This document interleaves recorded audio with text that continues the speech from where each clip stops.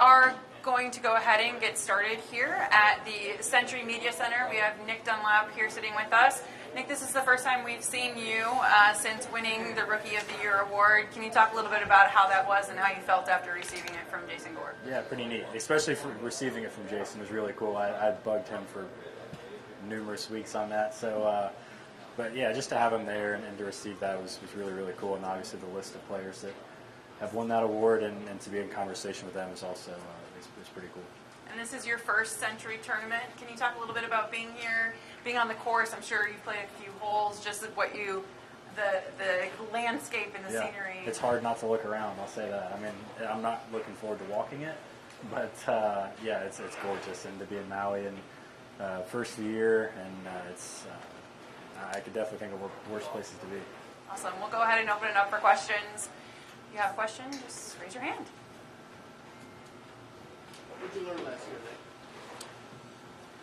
Nick? Ooh, that's a loaded question. I would say off the golf course, just learning how much your team is important and how much you can rely on them during good and bad times, and having those people that have your best interest. It was harder to find for me than I thought. But on the golf course, just learning what I have and how I can make what I have better. I don't have to change anything. I just need to clean a couple things up.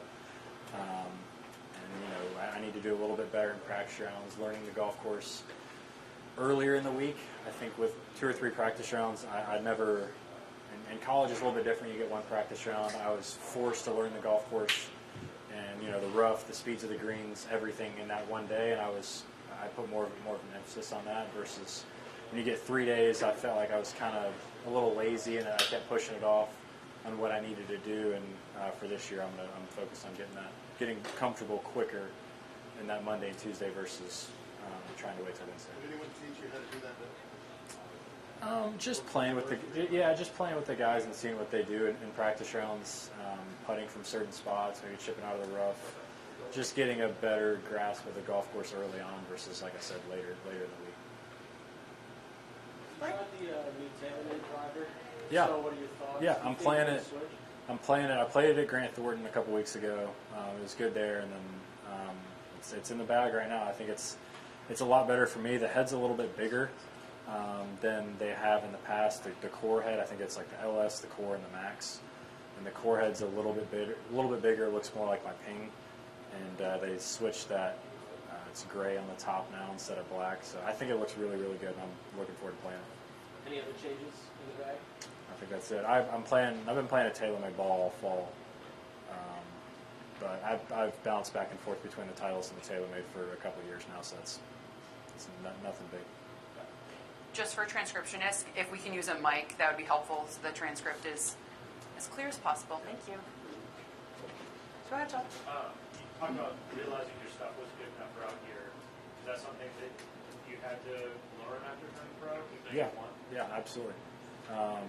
I mean, it took me until probably May to figure it out, of being like, okay, my good weeks are good and I can compete, but my bad weeks have got to get a little bit more consistent. And I think when the playoffs finally rolled around, I learned that your good weeks aren't what get you all those points. It's the bad weeks. How can I turn a 40th into a top 25, or how can I turn a missing the cut by 1 or 2 into making the cut, maybe play well on Saturday or Sunday, just keeping the weeks going, and those add up, and the more reps you get, the more you learn. That's just kind of something I picked up. How do you approach things differently after that realization? Not getting as frustrated. I think I was early in the year. If I shot 1 under par the first round, I got frustrated. I'm like, man, I'm kind of out of contention. Instead of just sometimes you don't have your best that week, and how can I play my best with my C game? And sometimes that is a top 35, and how can I do that instead of just getting frustrated, letting 1 or 2 shots get to me, and then missing the cut. Yeah, I mean, emotionally, what was that like? Where I'm sure February and March were just a whirlwind for you. You're figuring out, all this attention, all these interviews, and then from there on, you're just kind of learning how to be a pro. Like, what was that emotional switch from just like everything happening so fast and then learning? Yeah, traveling was difficult early on. I always played a lot of golf, but I never really knew how much golf you play until you get out here and you play literally like 6 months straight. So that was different. Finding a team, I knew I needed to get better at chipping. How do I find this right coach? How can I work out on the road? I love the fitness side of things, but I don't play well when I'm sore, so I had to kind of figure out, working out Monday, Wednesday, maybe once later in the week, and how travel kind of impacts that as well. And you, I assume, did not enter last December, maybe thinking you were going to be a pro that year, probably. Yeah, no. So No, definitely not. how different has this offseason been? You're in your first January now, where you're going to be a PGA Tour.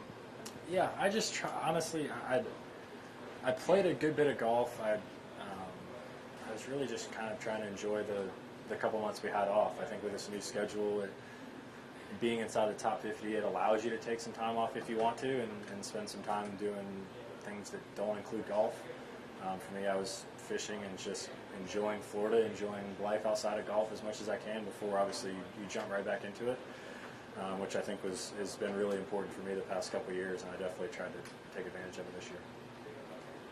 Nick, there's an excellent chance you may have just answered this question, and I didn't understand it very well. But when you won, did you feel like you belonged out here after you won Amex, or did it take longer? It took a little bit longer. Yeah, it definitely. I played a couple events before that to kind of see where I stacked up, but I didn't play that well. So that was my first time kind of being in contention, being in the hunt, first time even making a cut. So it took me a little bit of realizing, even after the win, I knew my good was good, but I didn't feel like I quite belonged. I still looked at those guys as as a spectator almost, and whether Scotty and Sam and all those guys. And now I see them a little bit more as friends than me watching as a spectator. So it took a little bit of time to get comfortable, as anything new would. But I think that's kind of the beauty of it. I'm never going to really get to experience that again. So it was a really cool thing for me as well. How big in your mind was Barracuda? This was a different tournament. Huge, yeah. Not only just to kind of validate that first win a little bit, but also for the playoffs as well. I wasn't 100% going to play that event, and I went out there for one thing, and that's to try to play well enough to get me in the playoffs, and I did that. And then obviously, playing in the playoffs as my first year was pretty special. Nick, how would you compare? Here you go. How would you compare the joy of being a college player to the joy, key word there, of being a professional? Yeah, two completely different things. I think college, I wouldn't necessarily say I miss college golf. I miss just the aspect of being on a team and being with guys, cutting up on the road, doing stuff you shouldn't do. That's what I miss. I miss those guys and just the camaraderie we had on the team. But I think out here it's just the fact that all my life I've worked to try to become the best player I can, and the little glimpses of success you have out here. Sometimes that could be a top 10, you might make a putt. It was one of my happiest moments all year was I made like an 8-footer in Detroit to finish top 10, and I was ecstatic. And just to finish inside the top 10. So just little things like that. I think you have your ups and downs out here, but the ups are definitely worth it. Was there a time you beat Scotty in a practice round, and what did that do for your sense of feeling that you belonged? Scotty and Sam are pretty good on Tuesdays. They don't lose often. I think Cam and I tied them in Augusta this year. It was really just Cam. Cam played really well, but no, it's just fun to play with them. They're better people than they are golfers, which I think says a lot about both those guys. Any good advice that Scotty's given you? He makes fun of me a lot. What does he say? He's just needling me about being young. No, it's really nothing in particular. It's just fun to learn and to watch from those guys. I think they're obviously him the year he just had. It's hard to compare yourself to him because he's pretty much going to beat you in every category. But just to see what he does, see what he practices, see what his routine is, see how him and Teddy attack practice rounds, what they talk about maybe is something that he has a thought it's one or two thoughts instead of maybe just going out there and winging it one day. Just little things I can grab on from them. If you were still in college, I guess if you were in Florida, which home in Florida, in South Florida, would you have driven over to the bowl game?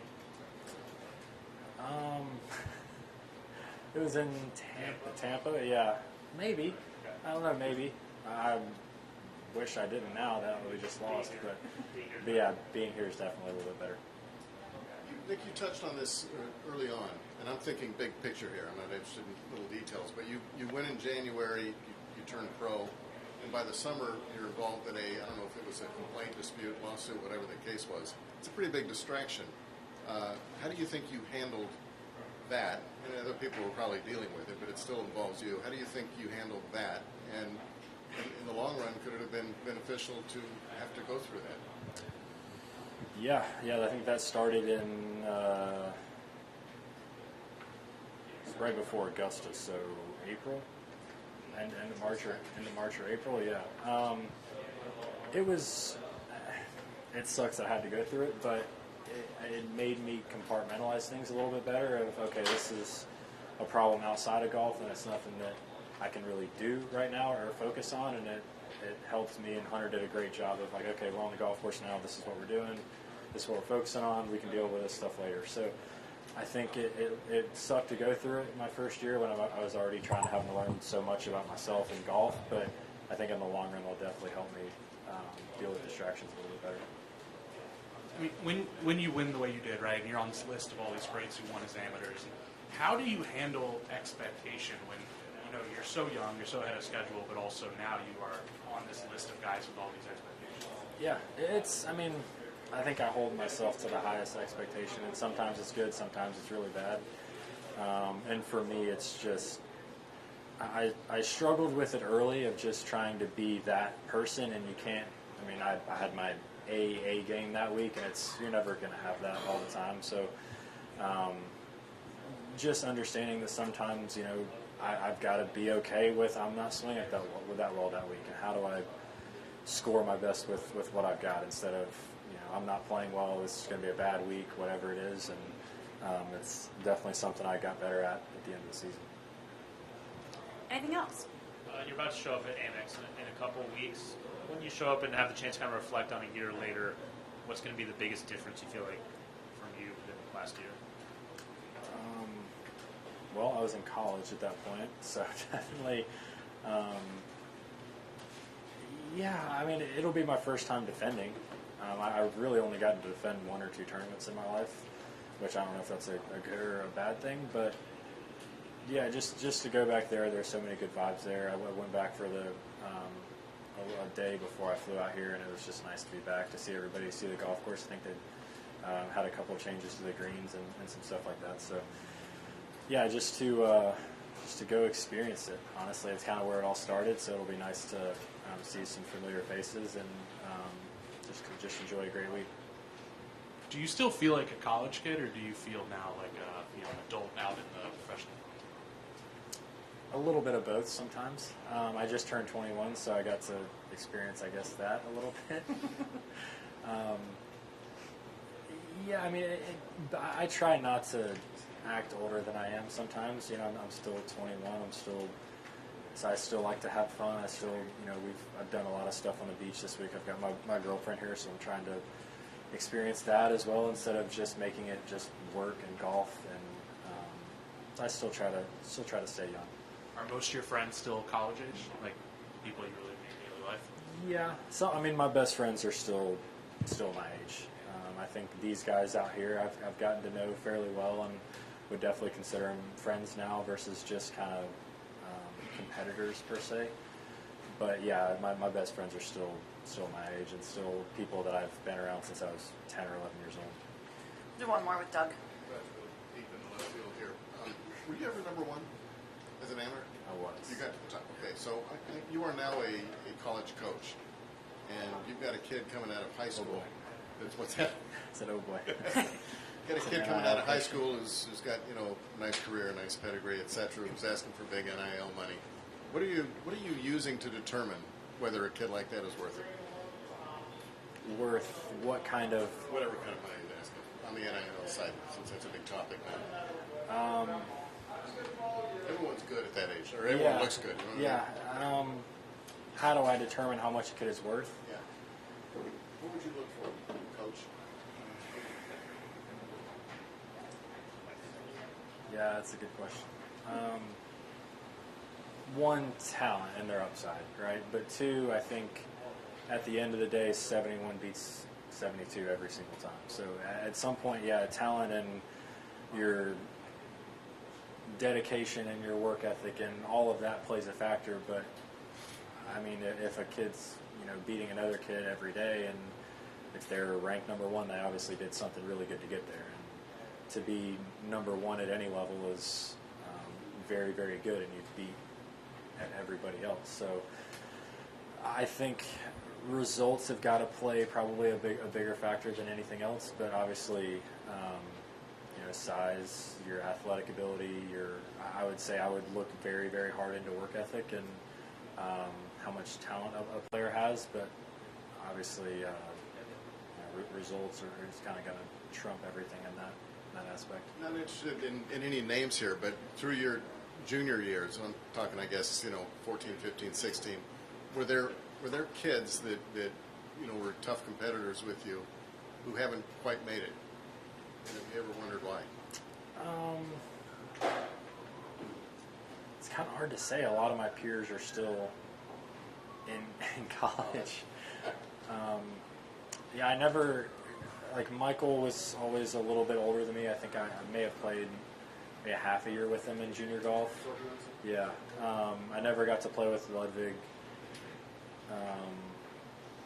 I mean, I'm not going to say nobody's not made it because, my friends were 2 years older and they're, just 23. So I would say at best case scenario, they get that number one spot on the PGA Tour use, and maybe one of them with Gordon gets out here or somebody like that. But I would say I'd probably better be able to answer that question here in 3 or 4 years versus right now.